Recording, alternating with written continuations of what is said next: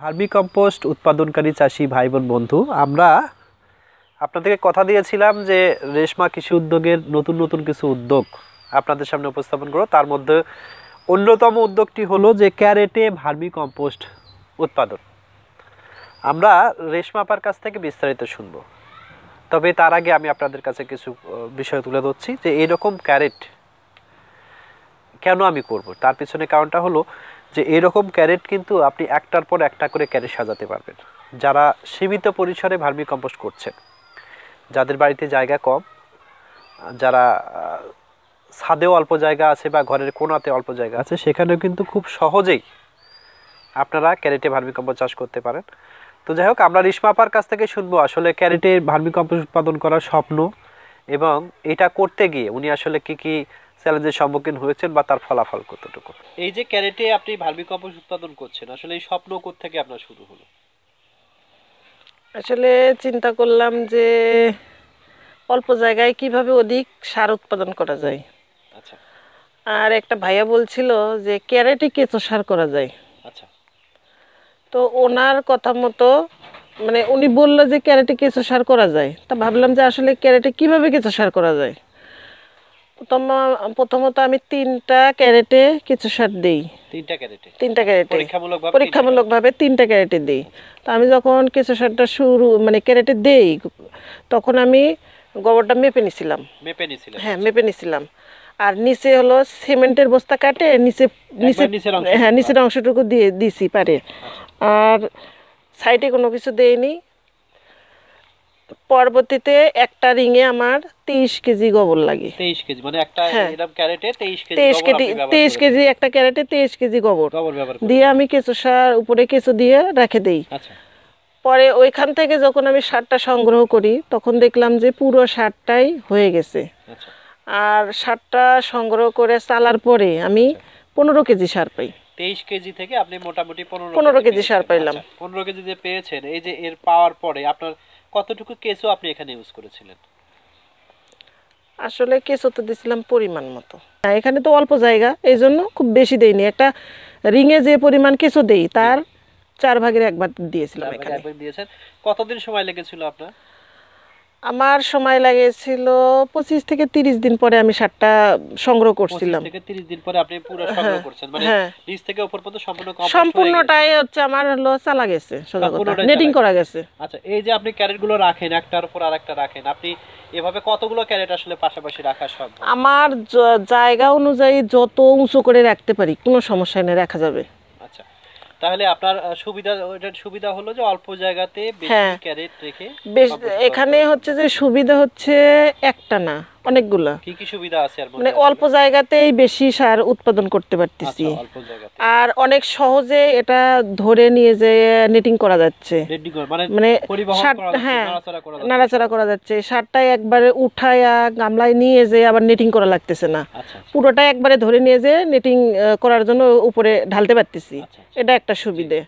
আর এখান থেকে রিঙের তুলনায় বা অন্যান্য তুলনায় সার অনেক বেশি পাচ্ছি, তুলনামূলকভাবে বেশি সার পাচ্ছি এবং অল্প সময়ে এবং অন্যান্য সার তুলে যেরকম আপনাকে শুকাইতে হয় বা ময়েশ্চার কমাইতে হয়, এটা কিচ্ছু করতে হয় না, সম্পূর্ণ কিছু রেডি থাকে। মানে সব দিক দিয়ে একটু বাতাস পায়, তো এই কারণে সারটা একদম রেডি থাকে, চারপাশে বাতাস পায়, রেডি থাকে।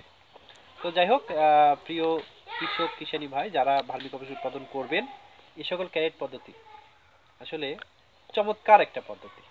এই চমৎকার ক্যারেট পদ্ধতিতে ভার্মিকম্পোস্ট উৎপাদন করতে গেলে আপনি মোটামুটি কোনো রকম সমস্যার সম্মুখীন হবেন না। বাজারে খুব সহজেই মাত্র 30 টাকা বা 50 টাকা হলে আপনি কিন্তু এরকম ক্যারেট পাবেন।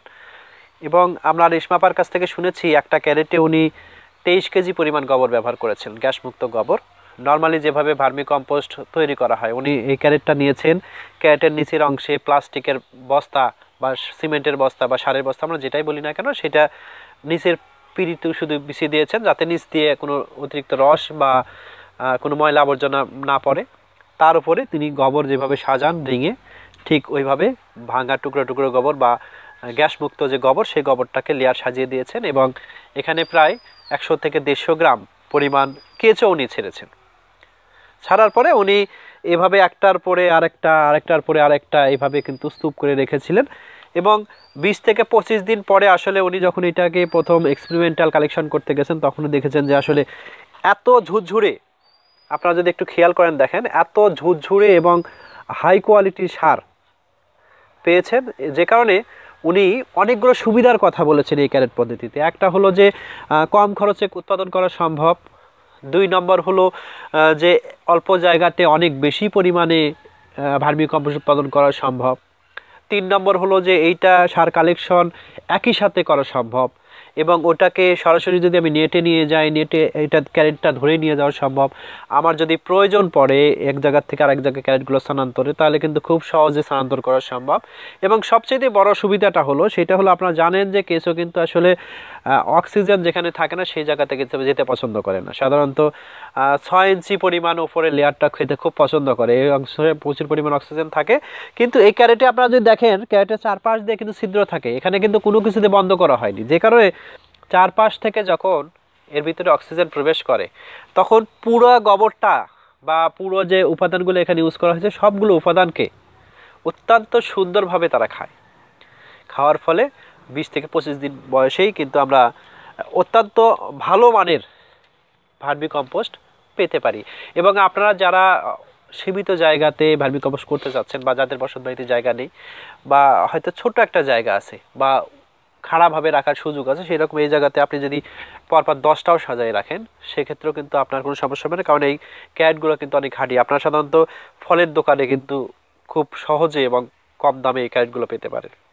এবং আপনি যদি উলম্বভাবে 10টা করে রাখেন তাহলে দেখবেন যে আপনি 100টা ক্যারেট খুব অল্প জায়গাতে রাখতে পারবেন। এবং 100টা ক্যারেটে কিন্তু হ্যাঁ 100টা ক্যারেটে আপনি খুব দ্রুত সময়ের মধ্যে 1600 থেকে 1700 কেজি কম্পোস্ট আপনি কিন্তু পেতে পারেন। এবং তার জন্য কিন্তু আপনি যদি এই ক্যারেটের মাপটা দেখেন তাহলে দেখা যাবে যে 20 ইঞ্চি লম্বা এবং 12 ইঞ্চি প্রস্থ এবং উচ্চতা আছে 12 ইঞ্চি। তো 12 ইঞ্চি এইভাবে যদি আমি 10টা লেয়ার সাজাই তাহলে কিন্তু আমার যদি উঁচু ঘর হয় তাহলে কিন্তু মোটামুটি ঘরের ভিতর 10টা ক্যারেট সাজানো যাবে, একটার পর আরেকটা সাজানো যাবে।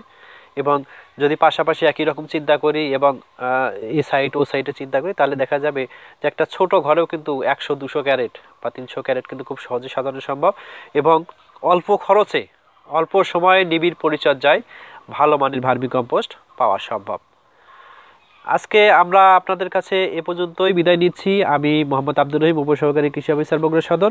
যদি আমাদের ভিডিওটা ভালো লাগে তাহলে অবশ্যই চ্যানেলটি সাবস্ক্রাইব করবেন, পাশে থাকা বেল আইকনটি চেপে দিবেন এবং যদি মনে করেন যে ভিডিওটা আরও 10 জনের কাছে গেলে তাদের উপকৃত হবে তাহলে অবশ্যই ভিডিওটিকে শেয়ার করবেন।